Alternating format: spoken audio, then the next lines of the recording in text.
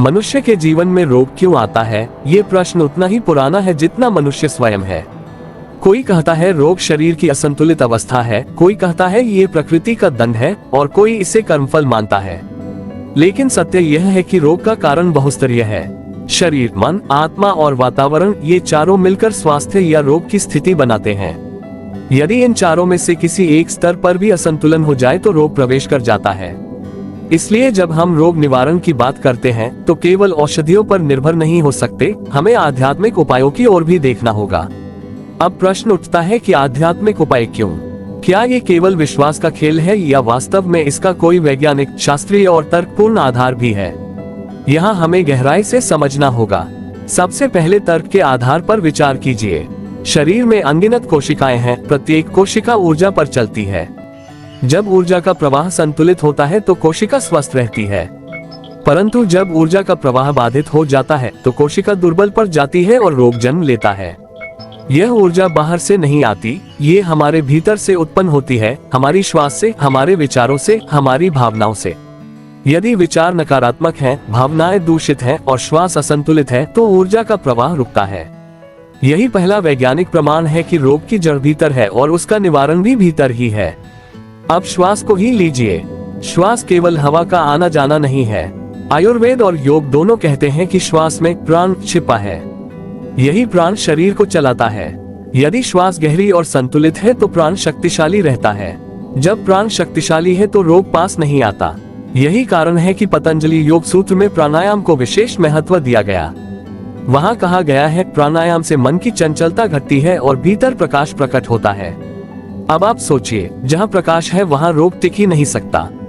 शास्त्र भी इसी सत्य की पुष्टि करते हैं। छांदोग्य उपनिषद में कहा गया है कि जैसा मनुष्य का ध्यान है वैसा ही वह बनता है।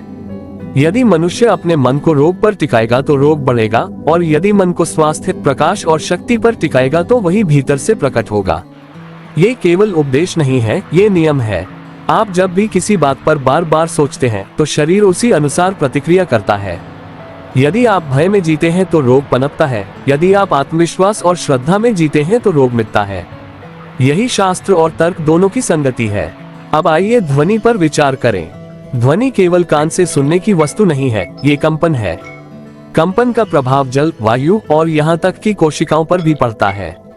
वैज्ञानिक प्रयोग बताते हैं कि जब किसी जल के पात्र के पास विशेष ध्वनियां उच्चारित की जाती हैं, तो उसके कणों की संरचना बदल जाती है। यदि वह ध्वनि कोमल और मधुर है तो जल का आकार सुंदर बनता है। यदि ध्वनि कठोर और विकृत है तो जल का आकार कुरूप हो जाता है। अब सोचिए, हमारा शरीर भी तो 70% जल से बना है। जब हम मंत्र का उच्चारण करते हैं, जब हम पवित्र ध्वनि का प्रयोग करते हैं, तो वह सीधे हमारे भीतर के जल पर असर डालता है। यही कारण है कि मंत्र जप को रोग निवारण की सबसे प्राचीन और शक्तिशाली विधि माना गया। पुराणों में भी इसका उल्लेख है। नारद पुराण में कहा गया है कि नाम का स्मरण करने से शरीर के दोष दूर होते हैं और आत्मा में शांति आती है।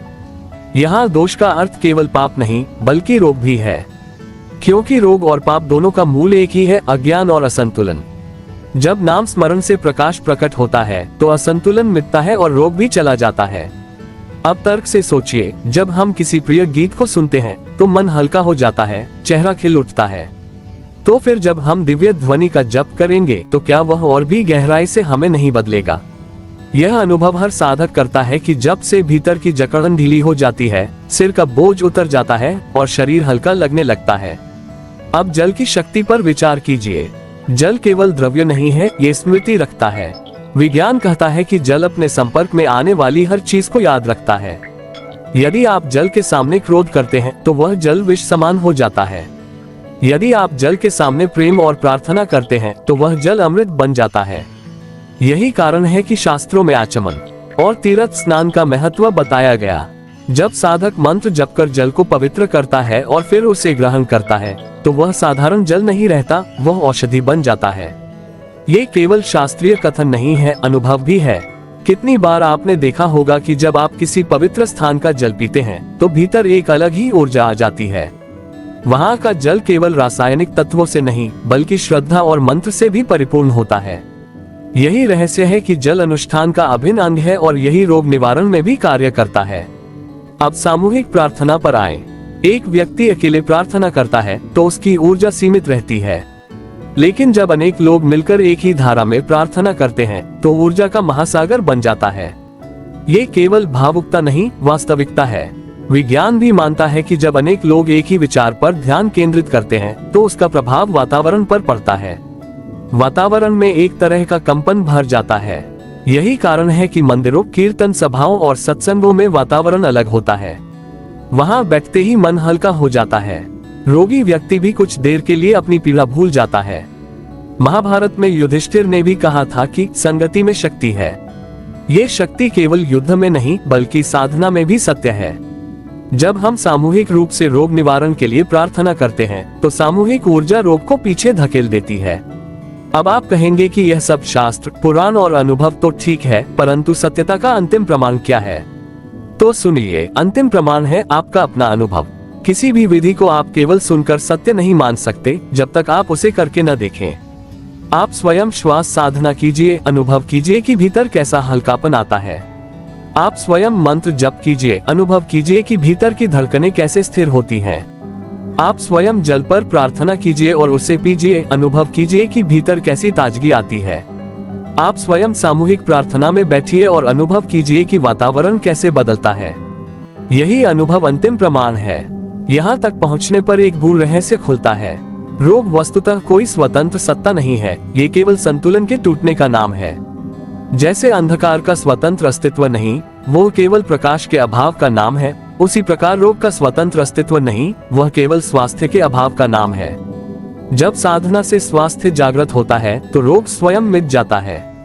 यही कारण है कि गीता में कहा गया, योगा कर्मसु कौशलम, अर्थात योग केवल आसन प्राणायाम नहीं बल्कि जीवन जीने की कला है।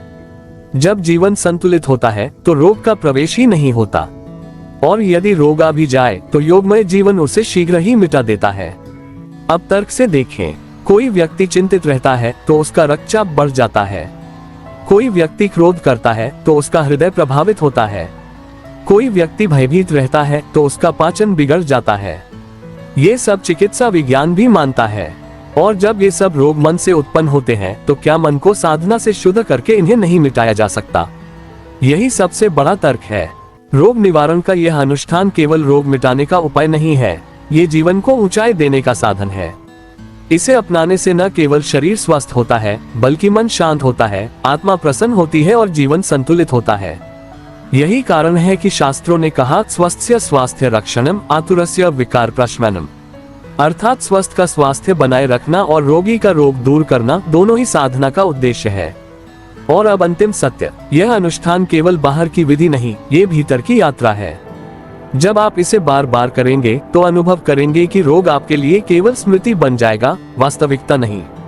आपके चेहरे पर तेज होगा, आपकी आंखों में प्रकाश होगा और आपकी आत्मा में आनंद होगा। यही है रोग निवारण का शाश्वत रहस्य, जो शास्त्र, तर्क, अनुभव और सत्य सभी से सिद्ध होता है।